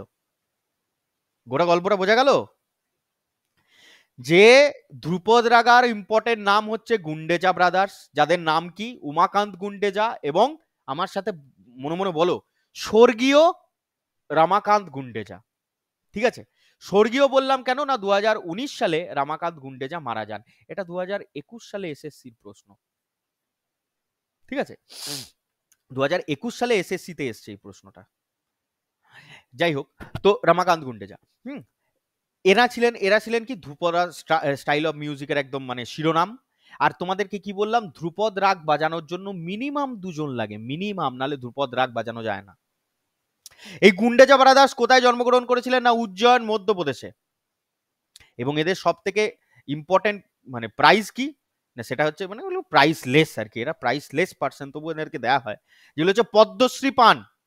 এই গুন্ডেচা ব্রাদার্স পদ্মশ্রী পান কত সালে? 2012 সালে। মনে রাখতে হবে, তোমাদের কিচ্ছু করার নেই। আর এখন বললাম কি, রমাকান্ত গুন্ডেজার যিনি পুত্র, রমাকান্ত গুন্ডেজা স্বর্গীয়, হ্যাঁ, ওনার পুত্র আনন্দ গুন্ডেজা, উনি এখন ওনার যে কাকা রয়েছে, কাকু সম্পর্কে, উমাকান্ত গুন্ডেজা, তার সাথে পারফর্ম করেন। এবং এক্সট্রা কোশ্চেন কি জানতে হবে, এরা কোন ঘরানা থেকে বিলং করে? না, মনে রাখবে, দে বিলং টু দাগারি অর দাগারওয়ানি ঘরানা। এইটুকুই মনে রাখো, আর কিছু মনে রাখতে হবে না। ঘরানা মানে হচ্ছে কিছুই না, একজন, মানে কিছুই না বলতে অনেক কিছু, হ্যাঁ। ঘরানা অফ মিউজিক মানে হচ্ছে কি না, একটা গুরু, একজন কি থাকবেন, গুরু, ওই গুরু শিক্ষা দেন। এবার গুরুর যে শিক্ষা, হ্যাঁ, ওই গুরুর শিক্ষার ওপর ঘরানা তৈরি হয়। বিভিন্ন গুরু বিভিন্ন রকম ভাবে শিক্ষা দেন, একটা গানকে একরকম করে গাওয়া যায়, অনেক রকম করে গাওয়া যায়, তাই না? ওই বিভিন্ন গুরু বিভিন্ন রকম শিক্ষা দেন বলেই বিভিন্ন ঘরানার সৃষ্টি হয়েছে, ঠিক আছে। They belong to Dagari or Dagarbani gharana. চলো, Dhrupad style of music is purely in Indian form. ঠিক আছে, বলা হয় যে ধ্রুপদা স্টাইল অফ মিউজিক কোন ফর্মে আছেন, এর উপর কি কোনো মিক্সচার আছে? মানে যেটা আমরা পড়লাম যে পার্সিয়ান আর ওই অ্যারাবিকের কোনো মিক্সচার আছে না, নেই। এটা হচ্ছে pure style of Indian form. মনে থাকবে? মনে থাকবে, মনে থাকবে না? আচ্ছা, এরপরে তোমাদের বলবে যে খায়াল গায়কি যেটা রয়েছে সেটাকে স্টার্ট করেছিল গো, না সেটা হচ্ছে আমাদের আমির খুসরো। তোমরা পড়েছো, আগের দিনই বললাম, জিহালে মাস্কিন মকুম্বরঞ্জস, ওই যে গানটা আছে না, জিহালে মাস্কিন মকুম্বরঞ্জস, তারপরে কি বেচারা দিল হ্যায়, কি গানটা কি রে? হ্যাঁ হ্যাঁ হ্যাঁ, শুনেছিস তো? সে যাই করুক, ওই যে গান, ওল্ড ভার্সন শোনা পাবিও না। তো নিউ ভার্সন যেটা শুনেছিস আর কি, খায়াল গায়কি, ওটা হচ্ছে একটা খায়াল। তোর কার লেখা জানিস? ওটা আমির খুসরোর লেখা, ঠিক আছে। তো এই যে খায়াল গায়কি, ওটা কে স্টার্ট করেছিল? না, ওটা কাট করেছিলেন আমির খুসরো। আমির খুসরোকে কি বলা হতো? ভারতের তোতা পাখি, তোতায়ে হিন্দ। আলাউদ্দিন খিলজির আমলে ছিলেন, মনে আছে, পড়েছি। তো উনি খায়াল গায়কি স্টার্ট করেছিলেন। যদি বলে খায়াল গায়কি স্টার্টেড বাই কে? আমির খুসরো। যদি বলে প্রিজার্ভড মানে কে সংরক্ষণ করে, না তিনি হচ্ছেন মোহাম্মদ শাখারি খায়াল। কি বললাম? খায়াল মিউজিককে কে সংরক্ষণ করেছিল, সে নিয়ে হচ্ছেন মোহাম্মদ শাখারি খায়াল। মনে থাকবে? তাহলে started by Amir Khusro, preserve by Mohammad Shakhari khayal. আর খায়াল গায়কি কাকে ডেডিকেট করে গাড়া হয় জানিস? লর্ড কৃষ্ণাকে। মানে বিভিন্ন যে গায়কিগুলো তোরা দেখতে পাবি, সমস্ত গায়কি কিন্তু কাকে ডেডিকেট করা হয় জানিস? লর্ড কৃষ্ণাকে। বুঝা যাচ্ছে? ভগবান বিষ্ণুকে ডেডিকেট করে গাওয়া হয়। এগুলো একটু জানতে হবে, এগুলো একটু মজার জিনিস, এগুলো জানতে হবে, নাহলে তোমরা পড়বে কি করে? এবার তোমরা আরেকটা জিনিস শুনেছো, ঠুমরি। ঠুমরি গায়কি হচ্ছে মোস্ট পারফর্ম বাই উমেন। মেয়েরা সব থেকে বেশি ঠুমরি গায়কি গায়। ঠুমরি গায়কি শুধু মেয়েরা গায় তা নয়, মোস্টলি পারফর্ম বাই উমেন, মানে অনেক মহিলা একসাথে গায়, ঠিক আছে। And it is devoted to Lord Krishna. আমি কি বললাম, গায়কিগুলো প্রায় অধিকাংশই হচ্ছে কি লর্ড কৃষ্ণাকে আমাদের ডিভোট করা। অ্যান্ড ইট ইজ মোস্টলি কোন কোন ভাষায় গাওয়া হয়? ব্রজ, আবাদি অ্যান্ড হিন্দি ল্যাঙ্গুয়েজেস। তাহলে ঠুমরি গায়কির যে বিশেষত ল্যাঙ্গুয়েজ, সেগুলো হচ্ছে কি ব্রজ, আবাদি আর হিন্দি ল্যাঙ্গুয়েজেস। এবার তোমাদেরকে বলা হবে, খুব মন দিয়ে শোন, আগে দুটো কথা বলি 10 মিনিট, তারপরে সব বাড়ি যাবি। ঠুমরি গায়কিকে কে প্রিজার্ভ করে বা কে প্রোটেক্ট করে? তার সাথে সাথে আরো ইম্পর্টেন্ট কোশ্চেন, ইন্ডিয়ান মিউজিককে কোন রুলার প্রিজার্ভ করে? কি বললাম? ইন্ডিয়ান মিউজিককে কোন রুলার প্রিজার্ভ করেছিল? তোমাদের অপশনে যদি থাকে ওয়াজিদ আলী শাহ অফ আবাদ, তোমরা সেখানেই টিক করে আসবে। এই ওয়াজিদ আলী শাহ প্রোটেক্টেড থুমরি গায়কি, the famous Awadhi ruler, who protected maximum forms of Indian music. তাহলে কি বললাম? যদি বলে ইন্ডিয়ান মিউজিককে কে প্রোটেক্ট করেছিল তাহলেও তোমরা বলবে ওয়াজিদ আলী শাহ, যদি অপশনে থাকে প্রথম অপশনে ওখানে মেরে আসবে। ঠুমরি গায়কি কে প্রোটেক্ট করেছিল তাহলেও তোমরা বলবে কে ওয়াজিদ আলী শাহ, যিনি ছিলেন Awadhi ruler. Last but not the least আজকের আজকের টপিক, সেটা হচ্ছে কি না, গজল গায়কি singer Begum Akhtar was called Malika-e Ghazal. তোরা জানিস কিনা আমি জানি না, বেগম আক্তারের কথা আমরা পরে পড়বো, হ্যাঁ, কোন ঘরানা থেকে বিলং করতেন, কি ইয়ে করতেন। এই মালিকায়ে গজল বলা হতো কাকে, না বেগম আক্তারকে, ঠিক আছে। মানে আচ্ছা আমি পরেই গল্পটা বলবো, বেগম আক্তারের গল্প তোদেরকে পরে বলবো, মানে গল্প করে করেই পড়াবো। আরেকটা কথা জেনে রাখ, তোমরা যে এখন, আমরা যে এখন রেকর্ডিং শুনি, গানের রেকর্ডিং শুনি, এরকম রেকর্ডিং প্রথম কোন গায়িকার বা কোন গায়কের রেকর্ড করা হয়েছিল জানিস গ্রামাফোনে? তিনি হচ্ছেন গৌহর জান। তিনি হচ্ছেন গৌহর জান। এক একটা গানের জন্য 5,000 টাকা করে নিত রেকর্ড করতে। তোরা ধারণা করতে পারবি না কবেকার কথা বলছি আমি। মানে প্রচুর টাকা নিতেন, ইমেন্স টাকা। 50 লাখের থেকেও বেশি। 50 লাখের থেকেও বেশি, হ্যাঁ। The Indian singer whose voice was recorded, first Indian singer যার ভয়েস রেকর্ড করা হয় তিনি হচ্ছেন গৌহর জান। এনাকে বলা হয় দ্য গ্রামাফোন গার্ল। তোরা ইউটিউবে হোক গুগলে সার্চ করে হোক ওনার মিউজিক শুনিস তাহলেই বুঝতে পারবি। And the first recording superstar of India. তো যাই হোক, এই ছিল তোমাদের ইন্ডিয়ান হিস্ট্রির আর কি, মানে মিউজিকের যে ব্যাকগ্রাউন্ড, হ্যাঁ। এরপরে নেক্সট ক্লাস থেকে আমরা কি করব, ঘরানা স্টার্ট করব। আর ঘরানা কোন গায়কি থেকে আসে, সেটা হচ্ছে খায়াল গায়কি থেকে আসে, ঠিক আছে। হ্যাঁ বলো। সমস্ত পিডিএফ নোট সব পেয়ে যাবে, সব পেয়ে যাবে, অসুবিধা কিছু নেই, সবই আমি আমার গ্রুপে দিয়ে দেবো। ওকে, তাহলে আজকের জন্য হচ্ছে এই ক্লাস, তোমরা পলিটিটাও মন দিয়ে পড়বে আর তার সাথে সাথে এটাও। ক্লিয়ার? ওকে চলো আপাতত তাহলে বন্ধ করি।